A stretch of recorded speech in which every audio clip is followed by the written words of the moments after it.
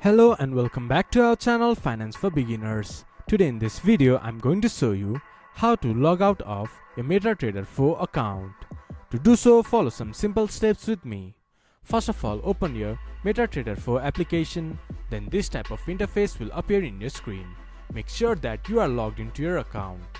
From the top left corner you can see File, Menu. Click on it, then this type of drop down menu will appear in your screen. From here you can see Exit option. Click on it, then you will be logged out of your MetaTrader 4 account.